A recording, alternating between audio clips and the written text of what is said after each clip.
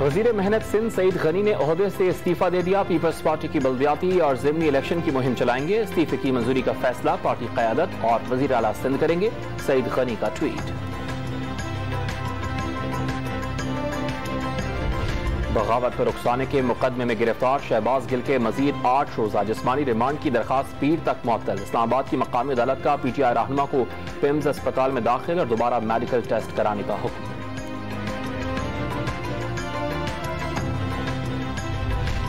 Tehreek Insaf ममनुआ funding case की तहकीकात में इमरान खान का मौक़िफ़ मुस्तरद। FIA का सवालात के जवाब के लिए दोबारा नोटिस भेजने का फैसला। 3 बार नोटिस भेजने के बाद वारंट जारी किए जाएंगे।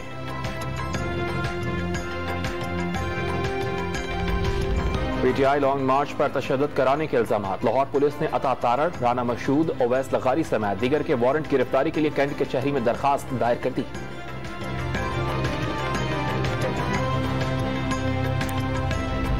बलूचिस्तान में बारिशों और सैलाब से अमवात की तादाद 207 तक पहुंच गई। 21,000 से ज्यादा मकानात मुकम्मल या जुज़वी तबाह हुए। 18 पुल बह गए। मुसलसल बारिशों के बायस मुख्तलिफ नदी नालों में तुग़यानी।